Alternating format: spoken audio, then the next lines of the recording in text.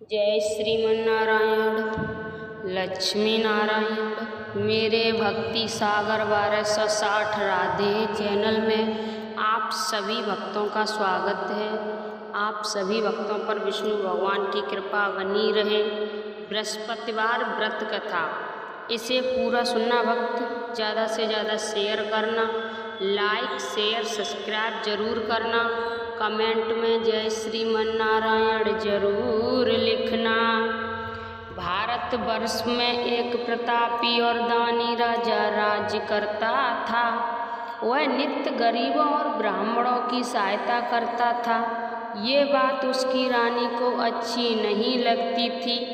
वह न गरीबों को दान देती, न ही भगवान का पूजन करती, और राजा को भी दान देने से मना किया करती थी।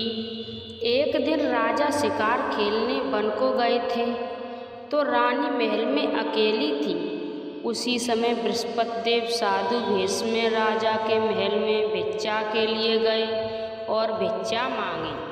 रानी ने भिक्षा देने से इनकार किया और कहा, हे साधु महाराज, मैं तो दान पुण्य से तंग आ गई हूँ। मेरा पति सारा धन लुटाते रहते हैं। मेरी इच्छा है कि हमारा धन नष्ट हो जाए, फिर न रहेगा बांस, न बजेगी बांसुरी। साधु ने कहा, देवी तो तुम बड़ी विचित्र हो। धन संतान तो सभी चाहते हैं, पुत्र और लक्ष्मी तो पापी के घर भी होने चाहिए। यदि तुम्हारे पास अधिक धन है तो भूखों को भोजन दो, प्यासों के लिए प्याऊ बनवाओ, मुसाफरों के लिए धर्मशालाएं खुलवाओ। जो निर्धन अपनी कुंवारी कन्याओं का विवाह नहीं कर सकते, उनका विवाह करा दो। ऐसे और कई काम हैं जिनके करने से तुम्हारा यश लोक परलोक में फैलेगा। परंतु रानी पर उपदेश का कोई प्रभाव न पड़ा। वह बोली, महाराज, आप मुझे कुछ न समझाएं। मैं ऐसा धन नहीं चाहती जो हर जगह बांटती फिरूं। साधु ने उत्तर दिया, यदि तुम्हारी ऐसी इच्छा है तो तथास्तु। तुम ऐसा करना कि बृहस्पतिवार को घर लीप कर, पीली मिट्टी से अपना सिर धोकर स्नान करना, भट्टी चढ़ाकर कपड़े धोना। ऐसा करने से सारा धन नष्ट हो जाएगा।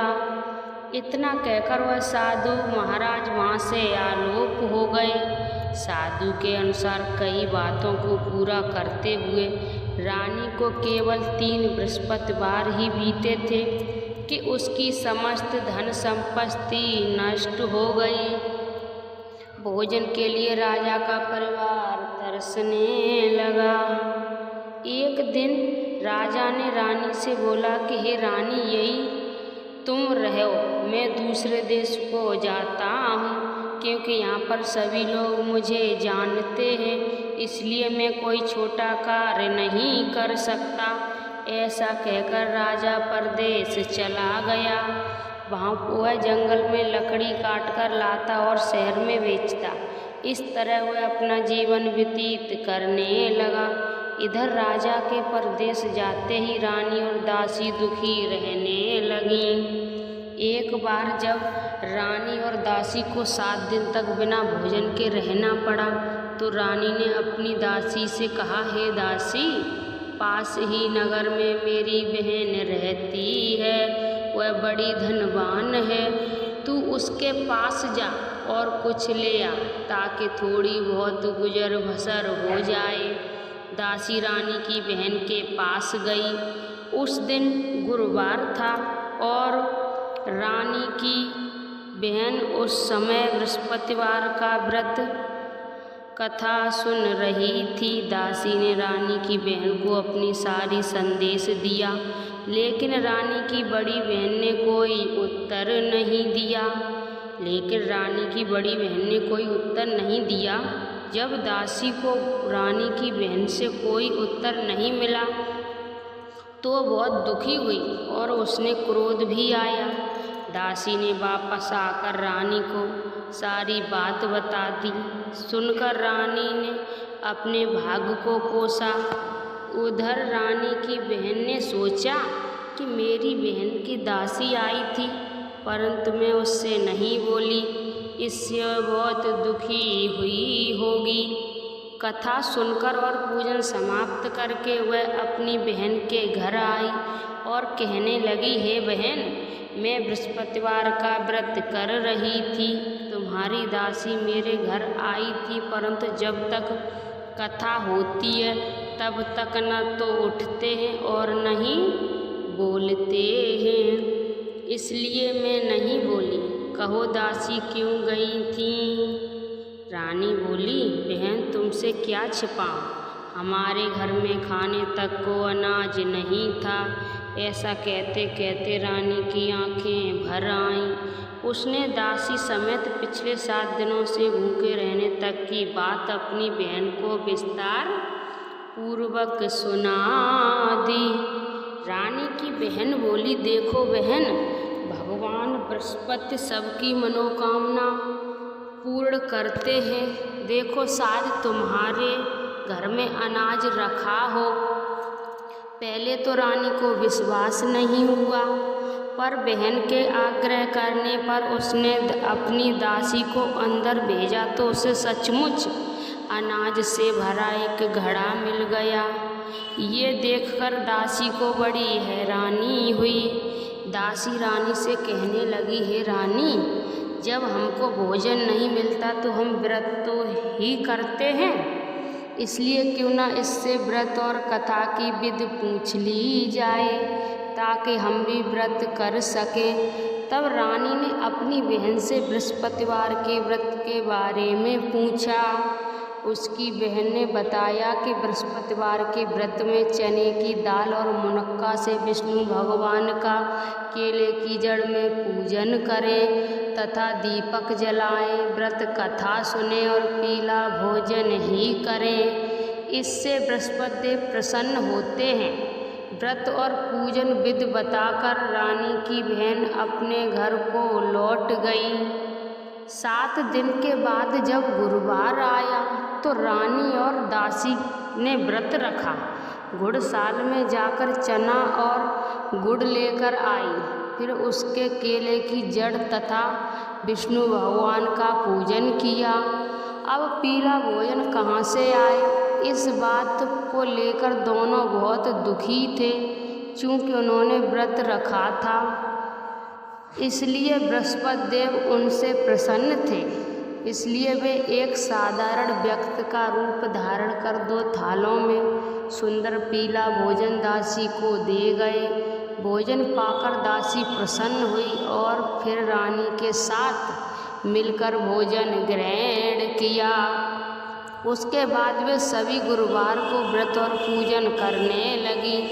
बृहस्पति भगवान की कृपा से उनके पास फिर से धन संपत्ति आ गई, परंतु रानी फिर से पहले की तरह आलस करने लगी। तब दासी बोली, देखो रानी, तुम पहले भी इस प्रकार आलस करती थीं, तुम्हें धन रखने में कष्ट होता था, इस कारण सभी धन नष्ट हो गया और अब जब भगवान बृहस्पति की कृपा से धन मिला है तो तुम्हें फिर से आलस होता है। रानी को समझाते हुए दासी कहती है कि बड़ी मुसीबतों के बाद हमने ये धन पाया है, इसलिए हमें दान पुण्य करना चाहिए, भूखे मनुष्य को भोजन कराना चाहिए और धन को शुभ कार्य में खर्च करना चाहिए, जिससे तुम्हारे कुल का यश बढ़ेगा, स्वर्ग की प्राप्ति होगी और पितृ प्रसन्न होंगे। दासी की बात मानकर रानी अपना धन शुभ कार्य में खर्च करने लगी, जिससे पूरे नगर में उसका यश फैलने लगा। बृहस्पतिवार व्रत कथा के बाद श्रद्धा के साथ आरती की जानी चाहिए। इसके बाद प्रसाद बांटकर उसे ग्रहण करना चाहिए।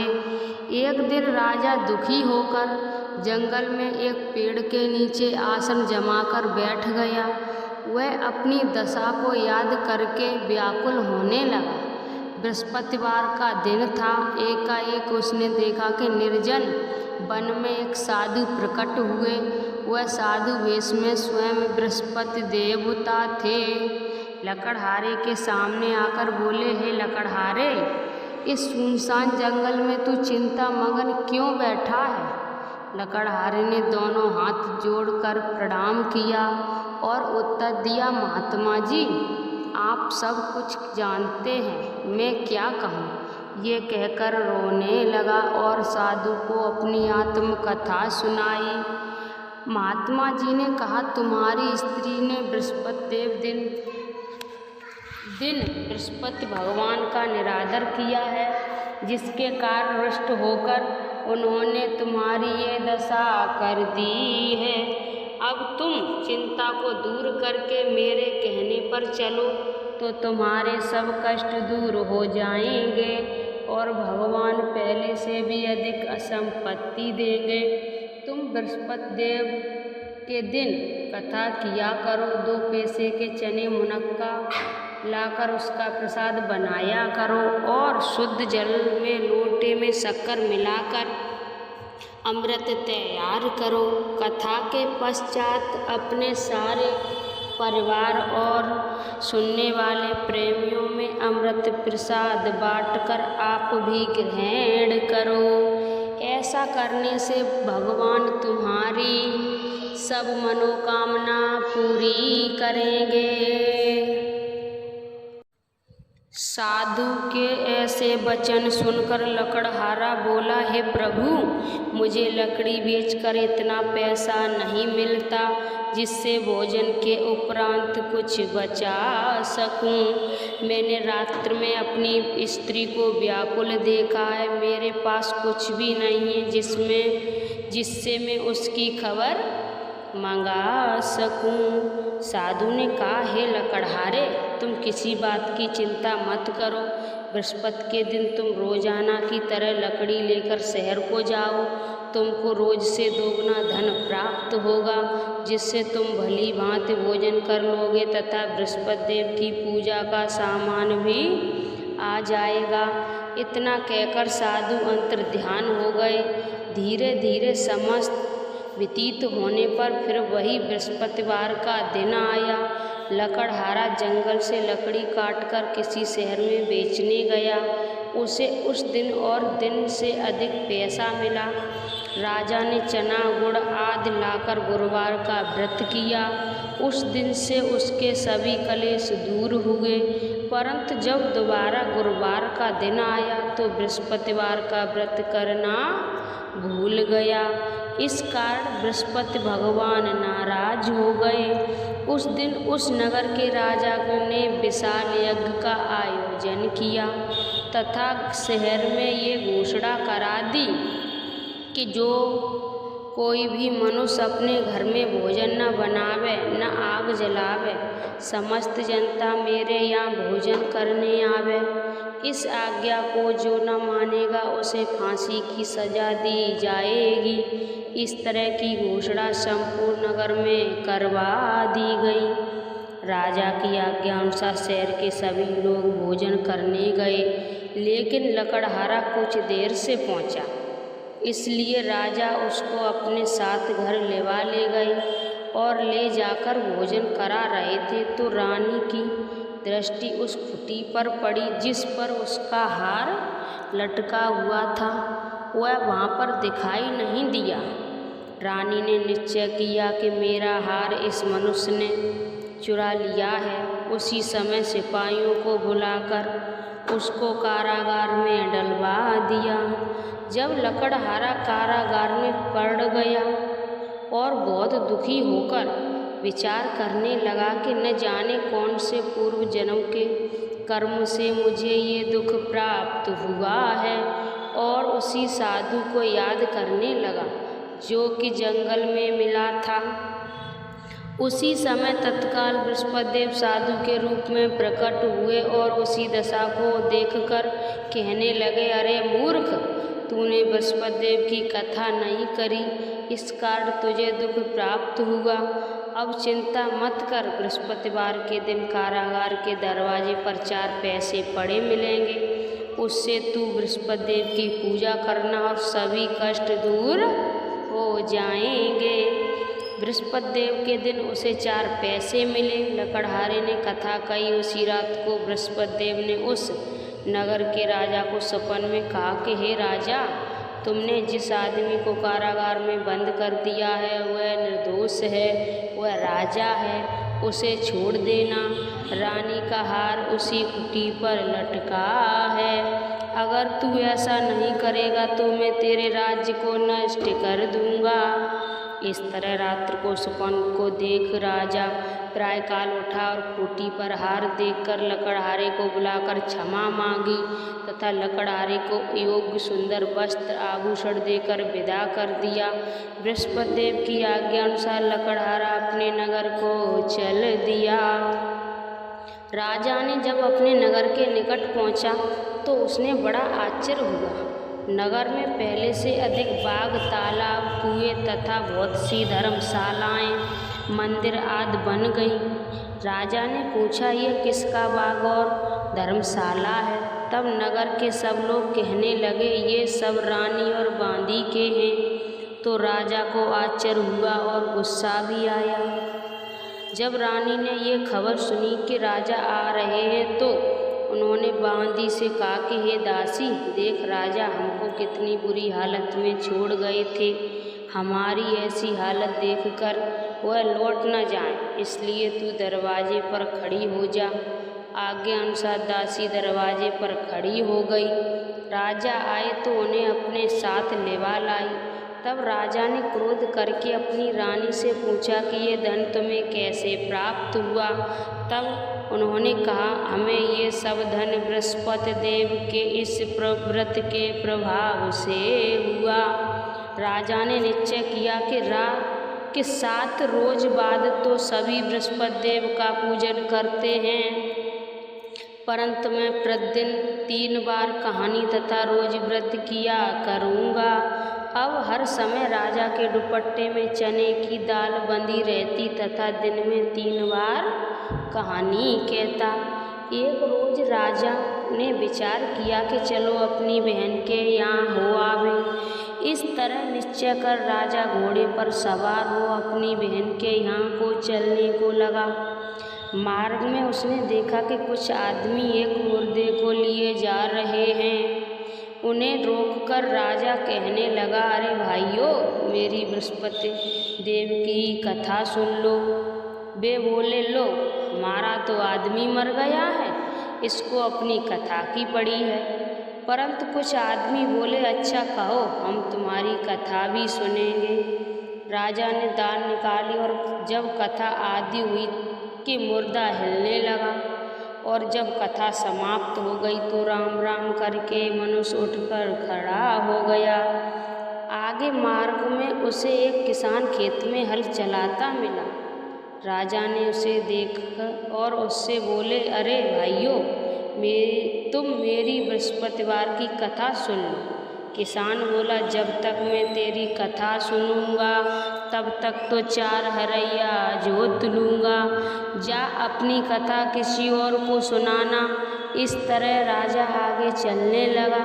राजा के हटते ही बैल पछाड़ खाकर गिर गए तथा किसान के पेट में बड़ी जोर का दर्द होने लगा। उस समय उसकी माँ रोटी लेकर आई और उसने जब ये देखा तो अपने पुत्र से सब हाल पूछा और बेटे ने सभी हाल कह दिया। तो बुढ़िया दौड़ी दौड़ी उस घुड़सवार के पास गई और उससे बोली कि मैं तेरी कथा सुनूंगी, तू अपनी कथा मेरे खेत पर चलकर ही कहना। राजा ने बुढ़िया के खेत पर जाकर कथा कही, जिससे सुनते ही वह बैल उठ खड़े हुए तथा किसान के पेट का दर्द भी बंद हो गया। राजा अपनी बहन के घर पहुंचा। बहन ने भाई की खूब मेहमानी की। दूसरे रोज प्रायःकाल राजा जगा तो वह देखने लगा कि सब लोग भोजन कर रहे हैं। राजा ने अपनी बहन से कहा, ऐसा कोई मनुष्य है जिसने भोजन नहीं किया हो, मेरी बृहस्पतिवार की कथा सुन ले। बहन बोली, है भैया, ये देश ऐसा ही है कि पहले यहाँ लोग भोजन करते हैं, बाद में अन्य काम करते हैं। अगर कोई पड़ोस में हो तो देखाऊं। वह ऐसा कहकर देखने चली गई, परंतु उसे कोई ऐसा व्यक्ति नहीं मिला जिसने भोजन न किया हो। अतः वह एक कुम्हार के घर गई जिसका लड़का बीमार था। उसे मालूम हुआ कि उन्होंने यहाँ 3 रोज से किसी ने भोजन नहीं किया है। रानी ने अपने भाई की कथा सुनने के लिए कुम्हार के कहा। वह तैयार हो गया। राजा ने जाकर बृहस्पतिवार की कथा कही, जिसको सुनकर उसका लड़का ठीक हो गया। अब तो राजा की प्रशंसा होने लगी। वह रोज राजा ने अपनी बहन से कहा, हे बहन, हम अपने घर हो जाएंगे, तुम भी तैयार हो जा। राजा की बहन ने अपनी सास से कहा। सास ने कहा, हाँ चली जा, परंतु अपने लड़के को मत ले जाना, क्योंकि तेरी बहन के कोई औलाद नहीं है। बहन ने अपने भाई से कहा, हे भैया, मैं तो चलूँगी, पर कोई बालक नहीं जाएगा। राजा बोला, जब कोई बालक नहीं चलेगा तब तुम ही क्या करोगी। बड़े दुखी मन से राजा अपने नगर को लौट आया। राजा ने अपनी रानी से कहा, हम निर्वंशी हैं, हमारा मुख देखने का धर्म नहीं है और कुछ भोजन आदि नहीं किया। रानी बोली, हे प्रभु, बृहस्पति देव ने हमें सब कुछ दिया है, वह हमें औलाद अवश्य देंगे। उसी रात को बृहस्पति देव ने राजा के सुपन में कहा, हे राजा, उठ, सभी सोच त्याग दे, तेरी रानी गर्भ से है। राजा की ये बात सुनकर बड़ी खुशी हुई। 9वें महीने में उसे गर्भ में एक सुंदर पुत्र को पैदा हुआ। तब राजा बोला, हे रानी, स्त्री बिना भोजन के रह सकती है, पर बिना कहे नहीं रह सकती। जब मेरी बहन आवे तुम उससे कुछ मत कहना। रानी ने सुनकर हाँ कर दी। जब राजा की बहन ने ये शुभ समाचार सुना तो वह बहुत खुश हुई और तथा बधाई लेकर अपने भाई के यहाँ आई। तभी रानी ने कहा, घोड़ा चढ़कर तो नहीं आई, गधा चढ़ी आई। राजा की बहन बोली, भाभी, मैं ऐसा प्रकार न कहती तो औलाद कैसे मिलती। बृहस्पति देव ऐसे ही हैं, जैसी जिसकी मन में मनोकामना है सभी को पूर्ण करते हैं। जो सद्भावना पूर्व बृहस्पतिवार का व्रत करता है वह कथा पढ़ता है अथवा सुनता है, दूसरों को सुनाता है, बृहस्पति देव उसकी सभी मनोकामना पूर्ण करते हैं। भगवान बृहस्पति देव उसकी सदैव रक्षा करते हैं। संसार में जो मनुष्य सद्भावना से भगवान जी का पूजन व्रत सच्चे हृदय से करते हैं तो उनकी सभी मनोकामना पूर्ण होती हैं। जैसी सच्ची भावना से रानी और राजा ने उनकी कथा का गुणगान किया तो उनकी सभी इच्छाएं बृहस्पति देव जी ने पूर्ण की थी। इसलिए पूर्ण कथा सुनने के बाद प्रसाद लेकर जाना चाहिए। हृदय से उसका मनन करते हुए जयकारा बोलना चाहिए। बोलो बृहस्पति देव की जय, भगवान विष्णु की जय। बृहस्पति देव की आरती। जय बृहस्पति देवा, ओम जय बृहस्पति देवा। छिन छिन भोग लगाऊं कदली फल मेवा। ओम जय बृहस्पति देवा, तुम पूर्ण परमात्मा, तुम अंतर्यामी, जगत पिता जगदीश्वर, तुम सबके स्वामी। ओम जय बृहस्पति देवा, चरणामृत निज निर्मल, सब पातक हरता, सकल मनोरथ दायक, कृपा करो भरता। ओम जय बृहस्पति देवा, तन मन धन अर्पण कर, जो जन शरण पड़े। प्रभु प्रकट तब होकर आकर द्वार खड़े। ओम जय बृहस्पति देवा, दीन दयाल दयानिध, भक्तन हितकारी, पाप दोष सब हरता, भवबंधन हारी। ओम जय बृहस्पति देवा, सकल मनोरथ दायक, सब संशय हारो, विषय विकार मिटाओ, संतन सुखकारी। ओम जय बृहस्पति देवा, जो कोई आरती तेरी प्रेम सहित गावे, कहत शिवानंद स्वामी, मन वांछित फल पावे। ओम जय बृहस्पति देवा, जय बृहस्पति देवा। सब बोलो विष्णु भगवान की जय, बोलो बृहस्पति देव भगवान की जय। आप सभी भक्तों को मैंने बृहस्पतिवार व्रत कथा सुनाई और आरती सुनाई, उसमें मैंने कुछ गलत बोला हो तो आप सभी भक्त मुझे माफ़ करना। इस वीडियो को ज़्यादा से ज़्यादा शेयर करना, लाइक आप सभी भक्त ज़रूर करना। आप सभी भक्तों को विष्णु भगवान की कृपा बनी रहेगी। कमेंट में जय श्रीमन्नारायण ज़रूर लिखना। श्रीमन्नारायण नारायण हरि हरि।